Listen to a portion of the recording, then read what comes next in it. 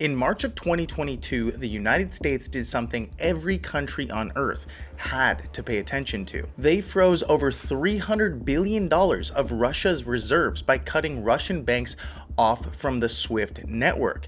And overnight, the global financial system proved that it was under the control of a few key players. And once you've seen this stuff, you can't unsee it. Because if you don't control that system or the levers, you don't control your money. So China, Russia, and 5 other economies started building their exits. And the crazy part is a former CIA agent, Andrew Bustamante, predicted the exact system that would replace SWIFT, and he said it would not run on Bitcoin. What's even more interesting is that every single thing he said is unfolding right now. And I found a Brad Garlinghouse clip from 2019 where he lays out the future for XRP, but most XRP holders never saw it or just forgot it existed. So if you're feeling blessed and bullish, comment 777, and if you're going to be the first and most successful wealthy millionaire in your family tree, smash the subscribe button. Also, we're giving away our 2026 altcoin trading strategies and crypto yield generation blueprint to everyone who follows us on Instagram at bullrunners. The official link will be in the description below this video. Now let's run it.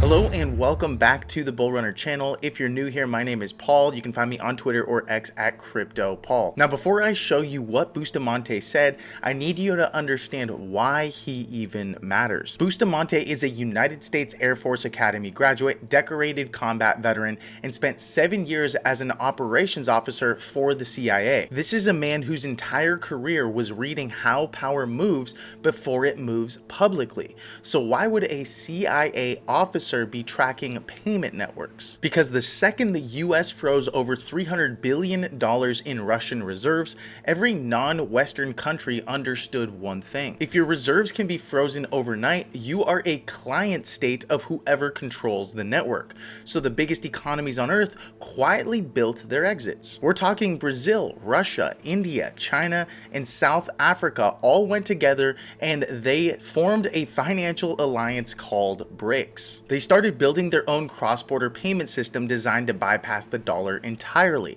BRICS Pay. Then China supercharged their own version of SWIFT called SIPS. And Russia expanded their internal banking system called SPFS, or System for Transmitting Financial Messages. Now, before 2022, less than 2% of trade between Russia and China was settled in their own currencies. Almost all of it ran through dollars, but their need was real and urgent. And now over 99% of trade between Russia and China are settled in rubles and yuan, not in dollars. This is a 50x shift in just under 4 years. That's the speed of the migration nobody on mainstream TV is talking about, and a power vacuum that this CIA officer would track. Because when the current system breaks, the question is what fills it and who controls it. And here's what Bustamante said.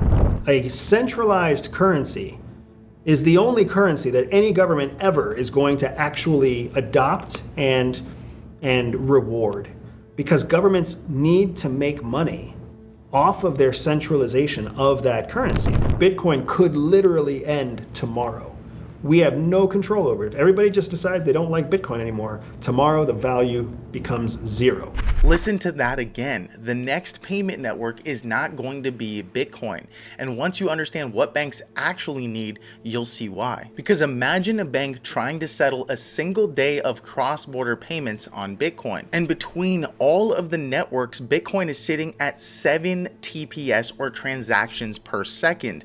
Even back in the day, Ethereum was congested and clogged, processing 20 transactions per second. Visa can move up to 65,000 per second, but on average is sitting at 24,000 per second, while Ripple is sitting at 1,500.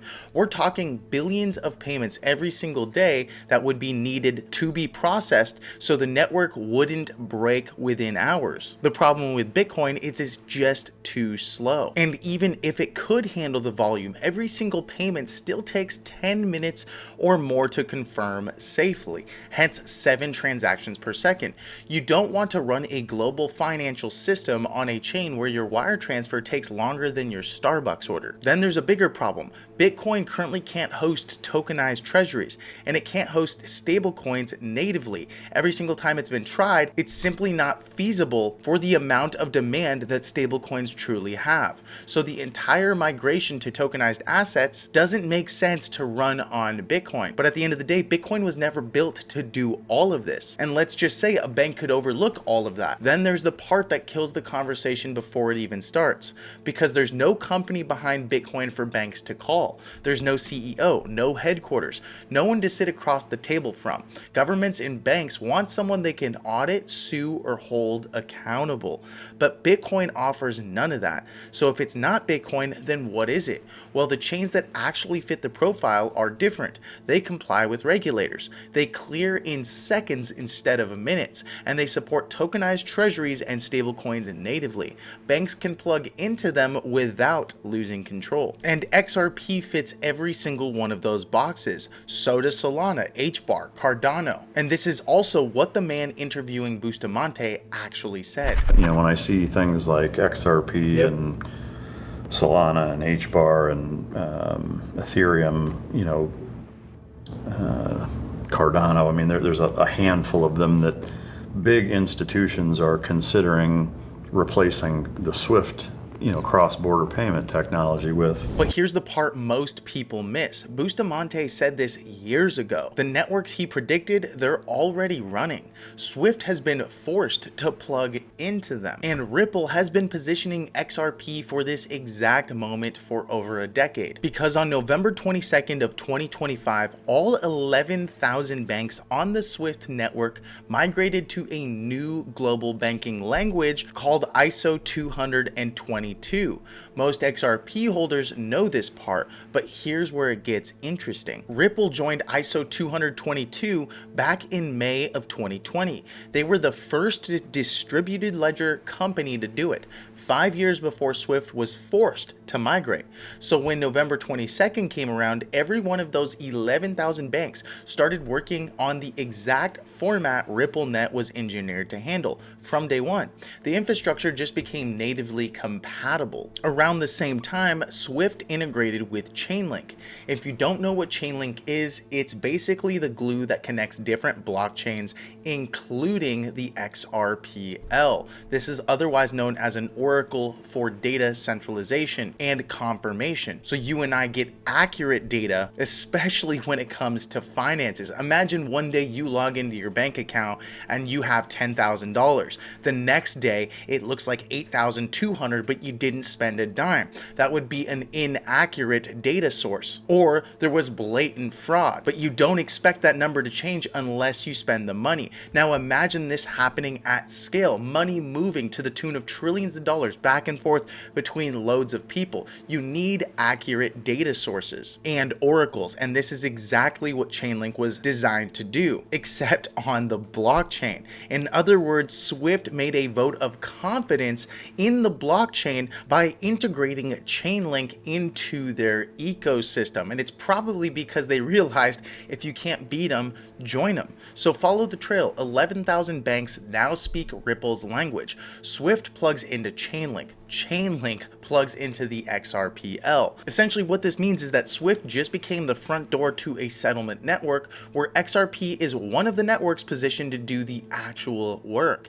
And the CIA officer called this years before any banks migrated. Now, if you're an XRP holder watching right now, this is good news. And what I'm about to show you in a minute is even bigger than what you just saw. But I also know what you've been through these last few months and years because I've been there. The crashes, the lawsuits, watching everyone else's bags run while XRP sat still for years. And even on the days XRP went up, your bank account looked exactly the same. You aren't bleeding out because you picked the wrong coin. You just picked the right coin, but but instead you're bleeding out because you don't have a system in place. And you're stuck in the same loop most people in crypto are stuck in.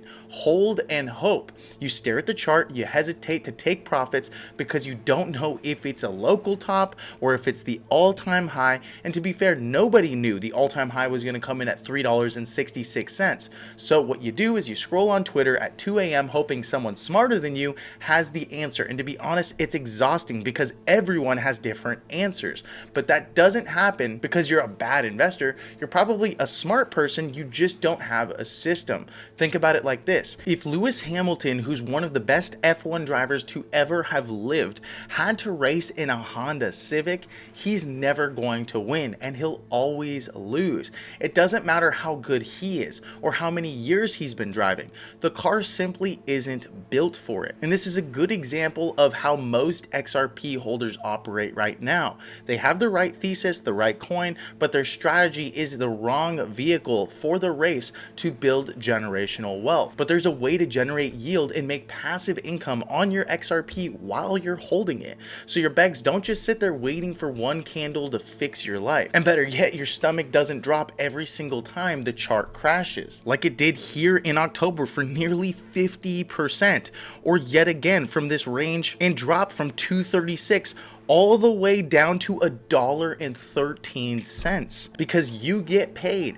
every single day, no matter if the market goes up, if it goes down, if it ranges sideways, dumps, ranges. These strategies work and apply in all market environments. And that's why we built our private intelligence community, because if the institutions have their own teams reading the system for them, you deserve one too. So you never have to scroll Twitter or YouTube at 2 a.m. for answers again. And you'll have a coach in your corner who's already walked the path you're trying to walk. More importantly, you'll have somewhere to go where you can feel confident even when the market panics. You'll have access to people who know how to help you if you're starting to see a dip that could turn into a large dump. And so you stop reacting and become a crypto operator. The people who walk out of this cycle wealthy are the ones who had a system before it arrived. And if that's you, the very first link down in the description below takes you to our free training, and it walks you through exactly how this system works. So watch it, and if it makes sense, be sure to click that link to book a call, and we'll get back to you within 72 hours. If you get on the call and it isn't a right fit, we'll be the very first ones to tell you straight. Now, I want to show you a conversation from 2019 that most XRP holders have never seen or have forgotten about completely. On stage, we have the CEO of Swift, Gottfried Leibrand, who is sitting across from Ripple's CEO, Brad Garlinghouse. And then he says this. I mean, a big part of the value proposition of Ripple, I think, is the cryptocurrency, the XRP. So the CEO of Swift admitted that XRP is one of the most important things Ripple has, but then he tried to walk it back and said banks weren't ready for XRP because of volatility. And Garlinghouse didn't let it slide. Volatility is just a mathematical calculation of time times volatility. If you hold fiat for, let's say, an average Swift transaction today is in the order of magnitude 2 days, that's about 180,000 seconds. An XRP transaction is 3 seconds. So if you take a low volatile asset times a long duration, fiat, or a high volatility asset versus a very, very short amount of time, it turns out mathematically there's less volatility risk in an XRP transaction than there is in a fiat transaction. And that was the moment the volatility argument died on stage. But the CEO of Swift actually said the main problem was regulation. Now remember, this was back in 2019. And since then, over 120 crypto organizations, including Coinbase, Ripple, Kraken, and Circle, have been pushing for the final piece: clear rules in the United States, and it just happened. Because on May 14th, 2026, the Clarity Act passed the Senate Banking Committee 15-9. So it's now headed to a full Senate floor vote and then a final House vote. Once it clears, institutions stop guessing. But if you're waiting for the rules to drop before you move, you're already behind, because smart money is already positioning right now. That's why they stay ahead before the reset, before the chart turns green, and before most people realize they were left behind in the red. And I know exactly what this feels like, because back in 2017, I watched my portfolio rip. get past $150,000, then bleed out all the way back down. I round tripped that bag, not because I picked the wrong coins. I just didn't have a system or a strategy in place. And I didn't have a single person in my corner who'd been through it before. I was looking at YouTube and Twitter, trying to figure it all out. And most people had diamond hands. They told me to hold forever, and so I did. However, if I had learned to apply any form of a strategy, I would have come out a lot better in the next bull market, compounding upon my gains. And I know I'm not the only one this happens to, because I hear it all the time inside the community. That's one of our members, Rob, and we helped him avoid losing over half of his portfolio from holding because he had the exact system I wished I had in 2017. But back then I didn't. So I had to figure it out the hard way. And the thing that kept me going was the vision of my life I wanted to live. I had posters all over my room saying, we're gonna make it, that crypto would get me there. I wanted to be able to travel, to have freedom and financial peace. And today I actually get to live that life. And it's not like I completely changed everything to make that happen, but there were two things that made all the difference. Having a real system in place and surrounding myself with people who were even better at crypto than I was. For example, people like Ryan, who helped lead a $1 billion crypto project before he joined our team. He's been on stages at big crypto conferences. And that's why we built this private intelligence community to give you the system, the team, and a coach in your corner who's already walked the same path. Inside, we teach people how to earn yield on their crypto. So they're making hundreds of dollars a month in passive income, sometimes far more, but we can't overpromise and underdeliver, and also we can't make financial guarantees. But even when the market is going down or ranging sideways, you can still earn in this market. That's Michael, who was also in our community. And it's important to say these results aren't typical, so don't be typical and do your own research. However, if you're ready to position yourself before this window closes, the first link down in the description below takes you to that free training. Watch it, and if it makes sense, book a call with my team. And remember, what you do in the next few months is going to set you up for the rest of your life, like it did for me, or you're going to forever regret that you didn't catch the wave that's about to happen. But that is it for the video, folks. Be sure to subscribe because things go a lot deeper. And as always, I'll see you at the top. Stay bullish, and goodbye.